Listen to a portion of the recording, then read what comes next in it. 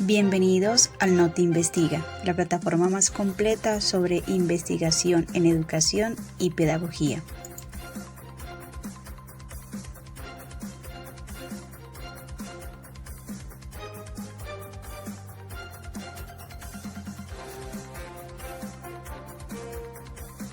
Últimamente nuestra sociedad atraviesa por acontecimientos que pueden llevar desde la tristeza y aislamiento hasta la depresión. Esto a causa del confinamiento dada la pandemia. Sin embargo, nuestro estudio demuestra que pese a las dificultades, la mayoría de las personas encuestadas o entrevistadas se sienten tranquilas y con esperanza. Se buscan mecanismos de resiliencia. También se crean nuevas dinámicas sociales, educativas en torno a esta situación. Noti Investiga, para hacer este proceso de investigación, usó 4 técnicas de recolección de la información. El primero son los cuestionarios. Estos cuestionarios involucran preguntas de varias clases. Estas son preparadas y sistematizadas. Estos cuestionarios se dividen en estructurados, semiestructurados y no estructurados. Los no estructurados corresponden a una pregunta abierta y los estructurados a preguntas cerradas. Los semiestructurados es una mezcla de los dos. Ahora le damos paso a Laura. Gracias, Rosa. Nosotros usamos cuestionarios semiestructurados porque buscamos profundizar en las temáticas, así como de alguna manera visualizar a través de gráficas los factores emocionales, sociales, económicos asociados a la pandemia. Tenemos 2 tipos de preguntas, las preguntas abiertas y las preguntas cerradas. Las preguntas abiertas tratan de situaciones complejas y específicas. Así vemos los siguientes resultados para las 2 preguntas abiertas planteadas en el cuestionario. Observamos que una de las preguntas es ¿qué retos he tenido que asumir en la pandemia? Observamos una gran variedad de respuestas, donde 5 personas encuestadas respondieron, 3 por enfermedad, 3 por incapacidades, algunas por medidas de bioseguridad. Otra de la pregunta fue ¿cómo veo mi futuro a nivel económico, laboral, en mis relaciones sociales y en mis relaciones conmigo mismo? Observamos que 3 personas manifestaron incertidumbre, 9 felicidad, esperanza, tranquilidad y 3 estable. Bueno, a continuación continuamos con nuestra compañera Vivian. Gracias, Laura. Bueno, los cuestionarios se dividen en cuestionarios, como ya lo había dicho Laura. Una de las clasificaciones son los cuestionarios estructurados. Tienen 4 categorías, que son las nominales, ordinales, de proporción y de intervalo y de razón. Las nominales son las preguntas de respuesta múltiple, que fueron las preguntas que utilizamos en nuestros cuestionarios, y las preguntas dicotómicas. Las preguntas ordinales tienen un rango, una escala, y se dividen en orden de rango, que están por prioridad preguntas de escala de calificación y pruebas de suma constante. Dentro de las preguntas que realizamos en los cuestionarios, relacionamos las preexistencias en las personas a las que se les hizo la encuesta con respecto a algunas comorbilidades. Aquí tenemos que el 60% de las personas no presentaron ninguna preexistencia. También quisimos hacer una relación de los hábitos de salud de cada uno de los encuestados, y nos dimos cuenta que la calidad del sueño y la actividad física fueron los que más empeoraron. La búsqueda espiritual trascendental se mantuvo igual, y los ámbitos de alimentación no variaron en un 53%, empeoraron en un 26% y mejoraron en un 20%. Gracias. Sigue, Angélica, por favor. Muchas gracias, Vivian. Continuamos con otras de nuestras características de nuestras encuestas, que un 33% de la población encuestada se declara tranquilo y un 0% de esta población encuestada se declara valiente. Con una situación actual del COVID, ¿cómo me siento? Con la situación actual del COVID, ¿cómo me siento? Un 0% de la población se siente indiferente y un 46.7% se siente precavidos. Con respecto a la situación económica, ¿cómo me siento? Un 60% se siente estable y un 6.7% se siente con miedo. También preguntamos si durante esta contingencia se ha perdido el empleo. Un 73.3% dice que sí y un 26.7% dice que no. Realizamos este tipo de encuesta porque nos permite conocer a la población por medio del Internet y las diferentes herramientas tecnológicas. Existen otro tipo de encuestas como la matriz. Estas no son tipos de preguntas, sino que se refieren al diseño de las preguntas. Por ejemplo, muy de acuerdo, totalmente de acuerdo, y también ayudan a ahorrar espacio. También realizamos un tipo de encuesta a los niños, dirigido hacia los niños. Gracias, Angélica. Entre los parámetros que utilizamos para hacer lo que fue el proceso de la preparación de los cuestionarios, tenemos la planificación, que está compuesta por el objetivo, los temas, el diseño, los elementos del cuestionario, la composición del abordaje del problema y las pruebas del cuestionario. También entre los pasos que está la operacionalización, la recolección de datos, el procesamiento de los datos y la interpretación y el análisis. En el diseño se tiene en cuenta lo que son la secuencia, la población, la presencia de gráficos o dibujos, la presentación y el tipo de cuestionario, teniendo presente que nuestro cuestionario fue relacionado con la pandemia y sus efectos. Adelante, Luis. Gracias, Shirley. Es importante recordar que en los cuestionarios debe haber el anonimato, la confidencialidad y la maleficencia. Y también que las preguntas deben ser no inductivas, es decir, no deben dirigir las respuestas de los participantes. Las preguntas no deben ser coercitivas, se deben evitar trampas y hacer suposiciones. El derecho a retirarse y a la libre participación, ya que podemos herir susceptibilidades de los encuestados. Adelante, Rosa. Gracias, Luis. Otra técnica de recolección es juego de roles. En este caso es el proceso de investigación y hace referencia a la participación en situaciones sociales simuladas que tienen la intención de identificar y evaluar marcas de roles, así como los contextos. En este caso accede a simulaciones, representaciones, dramatizaciones, relatos de situaciones y a cuestionarios de respuestas frente a un estímulo sensitivo o narrativo. Estímulos narrativos como el testimonio y el sensitivo como el desarrollo de cuestionarios sobre la experiencia sensitiva audiovisual y la auditiva, como los audios y las fotografías. Continúa, Laura. Gracias, Rosa. Los juegos de roles se clasifican en activos, pasivos, estructurados, no estructurados y verbales. Conductuales. De estas técnicas, la verbal se refiere al uso de palabras y conductual a la actuación. La estructurada está restringida a un protocolo y la no estructurada es improvisada. Existe el rol en vivo o en actividades como foro. Sigue nuestra corresponsal Vivian desde Bogotá. Muchas gracias, Laura. Otra clasificación de los juegos de roles, como lo decía Laura, es la activa o pasiva. La activa hace relación a la participación dentro de un juego de dramatizaciones o juego de roles por medio de la actividad constante del participante dentro del juego. Y el pasivo, pues no hay una dramatización ya, no hay un juego de rol tal como se establece en la clasificación activa, sino que se visualiza un testimonio, se lee un testimonio y se hacen reflexiones con respecto a lo que surge a partir de estas visualizaciones. A continuación, vamos a ver un ejemplo en el que un niño manifiesta sus emociones, sus sentimientos con respecto a la pandemia. La vacuna del el almacén de Wuhan, entonces el doctor le dice que, entonces el doctor comienza a buscar una vacuna para el COVID. Conejito en cuarentena, dramatización. De reunirse con sus amigos y familiares y jugar.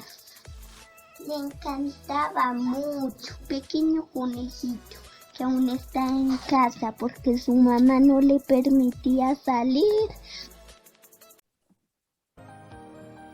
Muchas gracias, Vivian. Cabe resaltar que el juego de roles favorece la imaginación, estimula la creatividad y en varios aspectos ayuda con el desarrollo integral de las personas. Entre los pasos que encontramos en esta técnica están los objetivos que tenemos que plantear para que los chicos puedan saber hacia dónde se dirige la situación. También designar cada rol a cada uno de los integrantes, que ellos puedan hacer sus roles lo más reales posibles y hacer una prueba piloto y la ejecución también del mismo, para después de esto poder plantear lo que es el análisis que se puede realizar escrito de la evaluación que se realiza de la misma elaboración del juego de roles.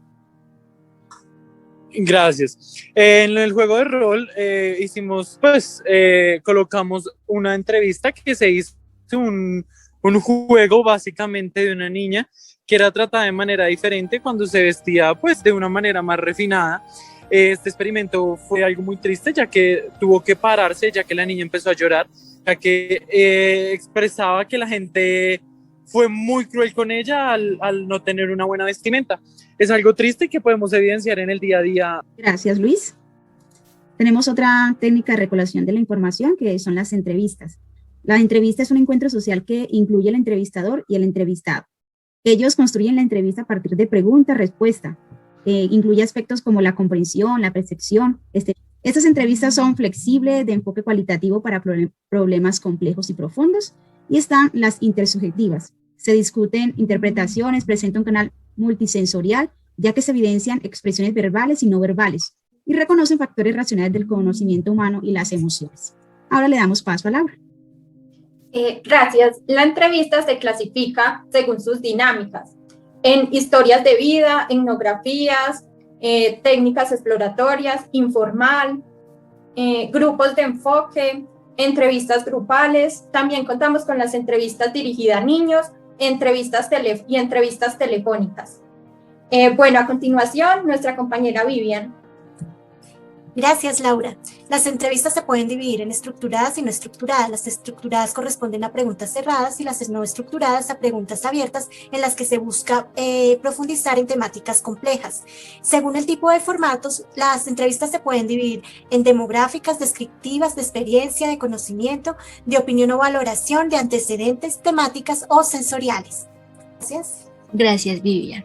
También tenemos unas entrevistas que se llaman las entrevistas no directas. Estas entrevistas no directas es donde el entrevistador no es el que dirige. Un ejemplo claro son las entrevistas terapéuticas. Otra de las entrevistas que podemos encontrar es una entrevista focalizada. Esta entrevista va hacia un tema en específico. Continuamos con Sirley. Gracias, Angélica. En esta entrevista tenemos los siguientes pasos: la tematización, que son los efectos de la pandemia; el diseño, que nos incluye los sentimientos y las emociones que se han vivido dentro de la pandemia; también está la transcripción, la verificación, la determinación y el análisis del informe. Entre las preguntas que se realizaron en la entrevista está: ¿cuáles han sido los sentimientos en este tiempo de pandemia? ¿De qué forma han buscado superar la frustración y momentos de impotencia ante la situación de confinamiento? ¿En qué ha cambiado tu percepción de vida a partir de la pandemia? En estos momentos vamos a mirar una entrevista que se realizó. Muy buenos días, nos encontramos con el profesor Edwin Maldonado, profesor de Educación Física del Colegio Cardenal Sánchez. Profesor Edwin, ¿cuáles han sido tus sentimientos y emociones en este tiempo de pandemia? Bueno, pues creo que ha sido un sentimiento de tristeza en algunos momentos, de intranquilidad por la soledad, el encierro. Uno, felicidad porque he podido compartir con mi familia, y tristeza porque no he podido compartir con los que están más lejos. Orientadora Kelly Zavala. Podría intensificar dos que he visto que se han afectado considerablemente: la emoción de la ira y la tristeza en muchos de los casos. Creo que el apoyo familiar ha sido una de las fuentes principales para poder mantener la fortaleza y pues poderse ellos también sentir apoyados. Gracias. Bueno, la entrevista tiene un enfoque cuantitativo, estructurado, del uso de estadísticas, hechos objetivos, trabajos con números cerrados, compara formalmente y describe. Y por otro lado, el enfoque cualitativo, desestructurado, no usa estadísticas, relatos subjetivos, trabaja con palabras, es abierto y trabaja particularmente y explica. Muchas gracias. La otra técnica de recolección son los experimentos.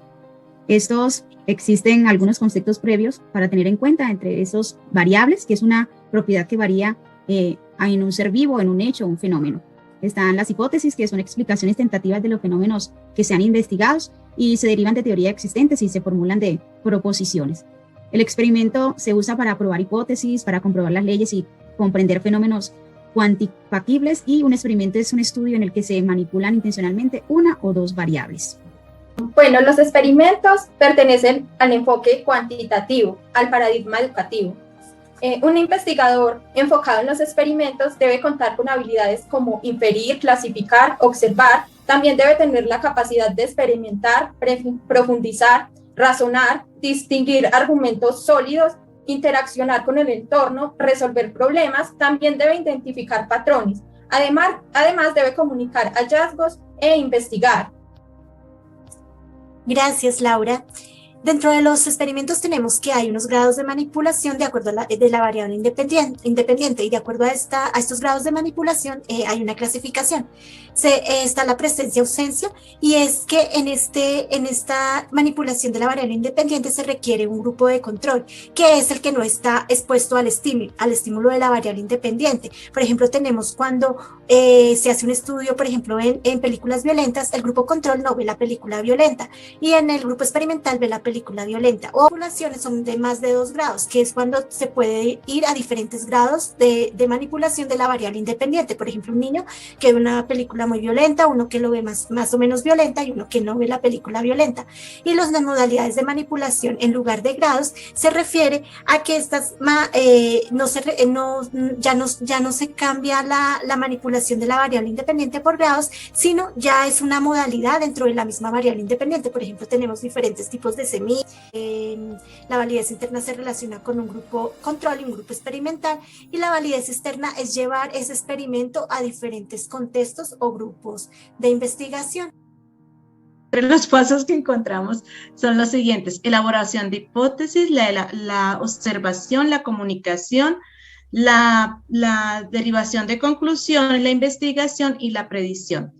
Gracias. Aspectos éticos que son no privados, que es a la metodología, a la maleficencia y beneficios de justicia. El ético, el uso del placebo, el ensayo clínico contra el COVID-19, el voluntario para los estudios de la clínica. ¿Sigue, Rosa? Les agradecemos este espacio de Noti Investiga, y de aquí hemos tenido nuestras referencias bibliográficas donde nos hemos soportado para el fundamento de nuestra investigación de este espacio.